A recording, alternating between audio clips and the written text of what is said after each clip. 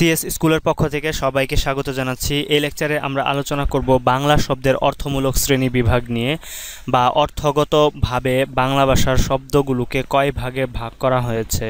তো এটা তিন ভাগে ভাগ করা হয়েছে। প্রথম হচ্ছে যৌগিক শব্দ, এরপর হচ্ছে রূঢ় বা রূঢ়ি শব্দ, এরপরে হচ্ছে যুগরূঢ় শব্দ। প্রথমে হচ্ছে আমরা যৌগিক শব্দটা দেখব। আমরা সরাসরি হচ্ছে উদাহরণ লিখে দিয়েছি। যেমন দেখুন, আমরা প্রথমে সংজ্ঞাতে যাব না। গায়ক এই শব্দ লক্ষ্য করুন। গায়ক এই শব্দটা কোথা থেকে এসেছে? গই যুগ নক। এখানে হচ্ছে গইটা হচ্ছে ধাতু বা আমাদের রুট, মূল জিনিস। নক হচ্ছে প্রত্যয়। গই এটার যে অর্থ, এটা হচ্ছে গান করা, এই ধরনের অর্থকে মিন করে। তার মানে যে গায়ক সে কি করে? সে গান গায়। তার মানে আমরা দেখতে পেলাম যে মূলের সাথে, এই রুটের সাথে আমরা যে নতুন শব্দটা পেয়েছি সেই শব্দের একটা মিল আছে। এরা পরস্পর হচ্ছে একটা মিল আছে, এদের সাথে একটা সম্পর্ক আছে। তো আবার দেখি কর্তব্যটা দেখি। দেখুন কর্তব্যের মূলে কি আছে, যেটা ধাতু, এটা হচ্ছে ক্রি। ক্রি মানে হচ্ছে কাজ বোঝায়। আর কর্তব্য এই শব্দটার অর্থ কি হইল? এই শব্দটার অর্থ হচ্ছে যা করা উচিত। তার মানে দেখুন, যা করা উচিত এটার ভেতরেই কিন্তু কাজ শব্দটা লুকিয়ে আছে। আবার পরেরটা দেখি মধুর। মধুর শব্দটা কিভাবে এসেছে? মধু যোগ র। তো মধু হচ্ছে মিষ্টি বা একটা ভালো একটা জিনিস, এরকম। তো আমরা যদি এরকম বলি যে সে মধুর সুরে গান গায়, তার মানে তার গানটা আমার ভালো লাগে। তার মানে মধু যেহেতু আসলে ভালো লাগে, মিষ্টি লাগে, এরকম গানটাও আমার হচ্ছে মধুর লাগে। এই মধু এই শব্দটার সাথে, এই রুটের সাথে যে মূল শব্দটা ছিল মধুর, এই শব্দের একটা মিল আছে। আবার আমরা যদি বাবুয়ানা এই শব্দটা দেখি, বাবুয়ানা কাকে বলা হয়? যার মধ্যে বাবু বাবু ভাব, যে ছেলেটা বা যে মানুষটা সারাদিন মাথায় তেল পানি দিয়ে ঘুরে, হ্যাঁ, খুব স্মার্ট হয়ে ঘুরে, পায়ে জুতা থাকে, এরকম একটা ভাব, তাকে বাবু বলা হয়। বাবুর ভাব যে সকল ব্যক্তিদের মধ্যে আছে, বা বাবুর যে ভাবটা, এই ভাবটাকে বাবুয়ানা বলা হয়। তারপরের শব্দটা আমরা দেখি দৌহিত্র। দৌহিত্র মানে হচ্ছে কন্যার পুত্র, মানে নাতি এক কথায়। কোথা থেকে এসেছে? দুহিতা যুগ স্ন, এটা থেকে এসেছে। তো দুহিতা মানে হচ্ছে কন্যা, আর দৌহিত্র মানে হচ্ছে কন্যার পুত্র। তার মানে কন্যার পুত্র এবং হচ্ছে দুহিতা, এটার মধ্যে কিন্তু একটা সম্পর্ক আছে। আপনার দৌহিত্র হতে গেলে অবশ্যই একটা কন্যা থাকতে হবে, দুহিতা থাকতে হবে। আবার দেখুন চিকা মারা, এটা কি? তো অনেকে হচ্ছে চিকা মারা এই শব্দটার অর্থ জানে না আসলে। চিক অর্থ হচ্ছে দেয়াল, বা চিকা এটা অর্থ হচ্ছে দেয়াল। এটা তুর্কি ভাষার একটা শব্দ যেটা বাংলা ভাষায় চলে এসেছে। আর মারা এটা বলা হচ্ছে দেয়াল লিখন। আমরা যে দেয়ালে লেখা দেখি, বিভিন্ন ধরনের লেখা, এটা হচ্ছে চিকা মারা। তো দেখুন, চিক যেহেতু দেয়াল, এটা ছিল আমাদের মূল শব্দ। তো চিকা মারাটা হচ্ছে দেয়াল লিখনকে বোঝাচ্ছে। তার মানে দেয়ালের সাথেই রিলেটেড। এখন হচ্ছে যদি আমরা সংজ্ঞায় বলি, বা সংজ্ঞা যেভাবে বইয়ে দেওয়া আছে, যে সকল শব্দের ব্যুৎপত্তিগত অর্থ এবং ব্যবহারিক অর্থ একই, সেগুলোকে বা সেই শব্দগুলোকে যৌগিক শব্দ বলে। ব্যুৎপত্তিগত অর্থ কি? যে এই যে গই যুগ নক, গায়ক, এটার যে অর্থ, যে হচ্ছে যে গান করে, এটার মানে ব্যুৎপত্তিগত হচ্ছে এইটাই, যে গান করে, গায়কটা কিন্তু সেই অর্থেই ব্যবহার করতেছি। এটাই হচ্ছে ব্যুৎপত্তিগত অর্থ এবং ব্যবহারিক অর্থ। রূঢ়ি শব্দটা আলোচনা করলে আপনাদের একটু ক্লিয়ার হয়ে যাবে যে ব্যুৎপত্তিগত অর্থ আর ব্যবহারিক অর্থটা কি। রূঢ় বা রূঢ়ি শব্দ, এটা আরও হচ্ছে প্রথমে আমরা সংজ্ঞায়ন করব না, প্রথমে হচ্ছে আমরা ব্যবহারটা দেখি। তো লক্ষ্য করুন, হস্তি এই শব্দটা কিভাবে এসেছে? হস্ত যুগ ইন, ইনটা হচ্ছে এখানে প্রত্যয়, আর হচ্ছে হস্ত হচ্ছে নামপদ। তো হস্তি অর্থ কি? হস্তি অর্থ আমরা জানি হাতি, এক কথায়। হস্ত এই কথাটার অর্থ হচ্ছে হাত। তো দেখুন, হস্তির সাথে হাতের কোনো মিল নেই। তো আমরা যদি আসলে অ্যাকচুয়াল অর্থে এটাকে ব্যবহার করি, যে ব্যুৎপত্তিগত অর্থ হস্তযুগ ইন, তার মানে যার হাত আছে তাকেই হস্তি বলা উচিত।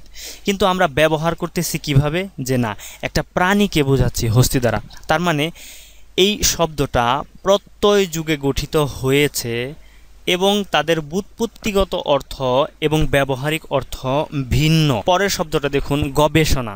এটা সন্ধির মাধ্যমে গঠিত হয়েছে।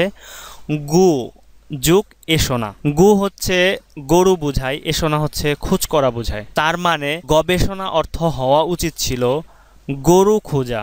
কিন্তু আমরা গবেষণা অর্থ কি বুঝি? যে ব্যাপক অর্থে কোনো কিছু নিয়ে ঘাটাঘাটি করা বা অধ্যয়ন করা, এরকম। এটার হচ্ছে ব্যুৎপত্তি অর্থ ছিল গরু খোঁজা, কিন্তু এটার আমরা ব্যবহার করি যে অর্থে, সেটা হচ্ছে অধ্যয়ন করা, পরের যে শব্দ বাঁশি, এটা আমরা ভেঙে দেখাই নাই, আপনারা বই থেকে দেখে নেবেন। দেখুন, বাঁশ যোগ ই, তার মানে এটার যে ব্যুৎপত্তিগত অর্থ এটা হওয়া উচিত ছিল বাঁশ দিয়ে যে কোনো জিনিস আপনি তৈরি করেন সেটাকে বাঁশি বলবে। যেমন বাঁশ দিয়ে যদি আপনি একটা লাঠি তৈরি করেন সেটাও বাঁশি, আবার বাঁশ দিয়ে যদি আপনি একটা ঝুড়ি তৈরি করেন, মানে আপনি যাই তৈরি করবেন সেটাকে বাঁশি বলা উচিত ছিল। কিন্তু আমরা ব্যবহার করতেছি কী অর্থে? একটা বাদ্যযন্ত্র অর্থে, যেটা দিয়ে সুর তোলা যায়।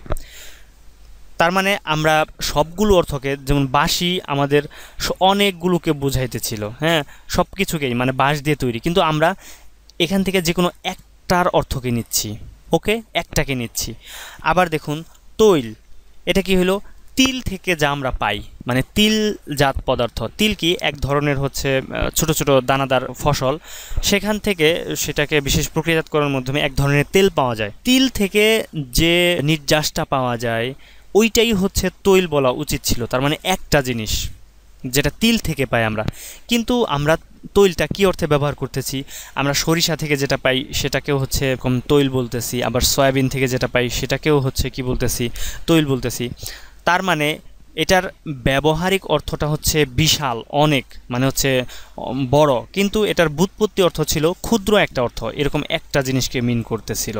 তো তার মানে এটার ব্যবহারিক অর্থ এবং ব্যুৎপত্তিক অর্থ ভিন্ন। আবার দেখুন প্রবীণ, এই উপসর্গর আসলে কোনো অর্থ নেই, কিন্তু দ্বারা আসলে প্রকৃষ্ট বা ভালো বোঝায়।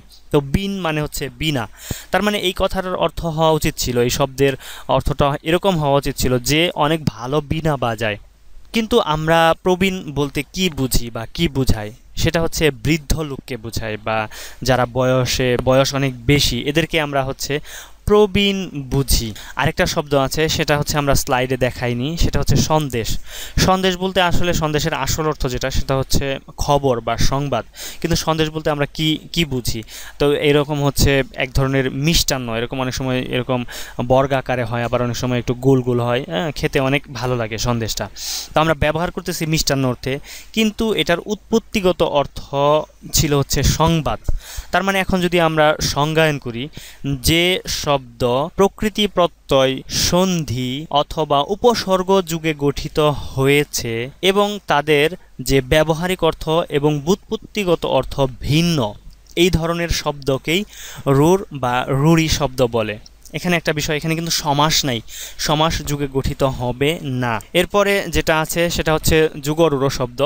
যুগরূঢ় শব্দের ক্ষেত্রে আপনি একটা বিষয় লক্ষ্য রাখবেন, এই শব্দটা অবশ্যই সমাস সাধিত হবে বা সমাস এর সাথে সম্পর্ক থাকবে।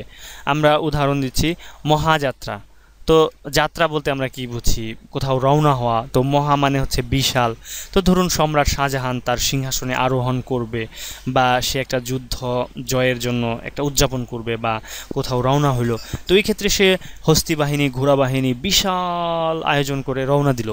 এই যাত্রাকে আসলে মহাযাত্রা বলা উচিত ছিল, কিন্তু আমরা ব্যবহার করতেছি কি অর্থে?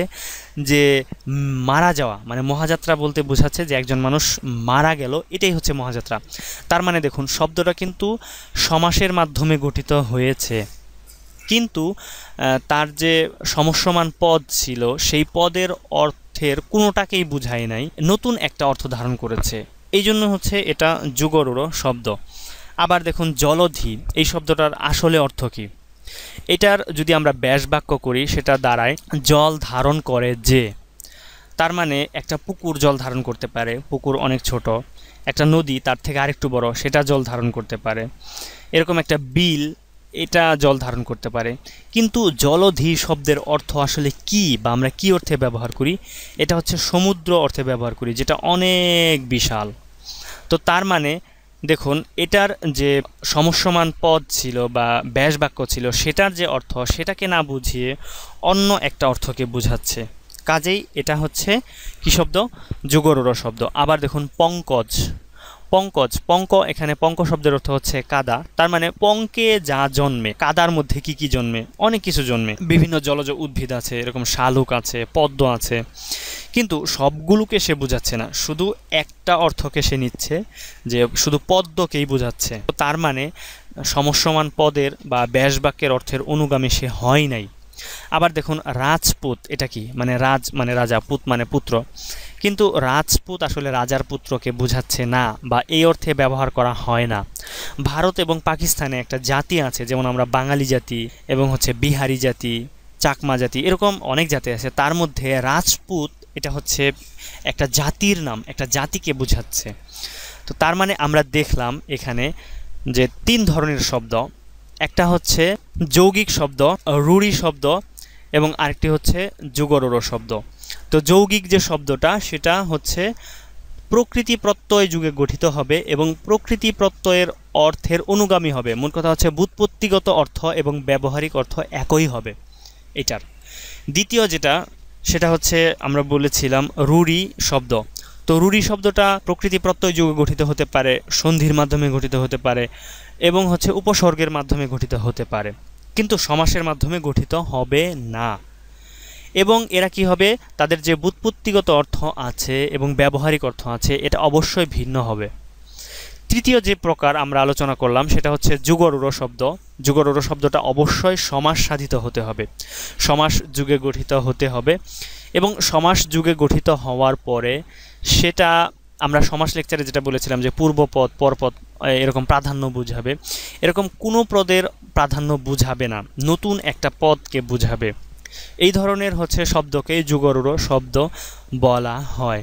তো একটা কথা এখানে বলে দিচ্ছি, সকল বহুব্রীহি সাধিত সমাস বা সমস্ত পদ, মানে যে শব্দটা বহুব্রীহি সমাসের মাধ্যমে সাধিত হয়েছে, এই ধরনের সকল শব্দই হচ্ছে যুগড় শব্দ। একটা বিষয় ভুলে গিয়েছিলাম, সেটা হচ্ছে যৌগিক শব্দগুলো মনে রাখার জন্য একটা টেকনিক আছে বা একটা ছোট্ট গল্প আছে, সেটা আমি বলে দিচ্ছি। দেখুন, গায়ক এই বেচারার কর্তব্য কি? তো এই বেচারার কর্তব্য হচ্ছে সে মধুর সুরে গান গাইবে, কিন্তু সে করলো কি, বাবুয়ানার বেশ ধারণ করে তার দৌহিত্রকে সাথে নিয়ে চিকামারা করতে গেল। এটাই হচ্ছে আমাদের গল্প। এই গল্পের মাধ্যমে আপনি এই শব্দগুলো মনে রাখতে পারেন, কারণ মাঝে মাঝে এই বই থেকে সরাসরি এই শব্দগুলো তুলে দিয়ে বলে যে নিচের কোনটি যৌগিক শব্দ। আমি আবার বলে দিচ্ছি, গায়কের কর্তব্য হচ্ছে মধুর সুরে গান গাওয়া, সে এইটা না করে বাবুয়ানার বেশ ধারণ করে তার দৌহিত্রকে সাথে নিয়ে চিকামারা করতে গেল। এই ছিল আমাদের লেকচার। পরবর্তী লেকচারে আমরা উৎস অনুসারে যে শব্দের শ্রেণী বিভাগ আছে সেটা নিয়ে আলোচনা করার চেষ্টা করব। তো সেটা একটা লেকচারে আলোচনা করা সম্ভব না, বিভিন্ন লেকচারে ভেঙে ভেঙে আমরা আলোচনা করার চেষ্টা করব। হয়তোবা কোনো লেকচারে ফার্সি, কোনো লেকচারে পর্তুগিজ, কোনো লেকচারে এরকম তুর্কি ভাষার শব্দ নিয়ে কথা বলার চেষ্টা করব। আর আমাদের লেকচার কেমন লাগলো এটা অবশ্যই আমাদেরকে জানাবেন। আপনারা ফেসবুক গ্রুপে এসে জানাতে পারেন, কমিউনিটি সলিউশন নামে ফেসবুকে খুঁজলে আমাদের একটা গ্রুপ পাবেন, অথবা এই ভিডিও নিচে কমেন্টস অংশে আপনার কমেন্টস করে জানাতে পারেন আমাদের ভিডিও কেমন লাগলো। আর যদি ভালো লাগে অবশ্যই একটা লাইক দেবেন এবং আমাদের চ্যানেলে সাবস্ক্রাইব করবেন।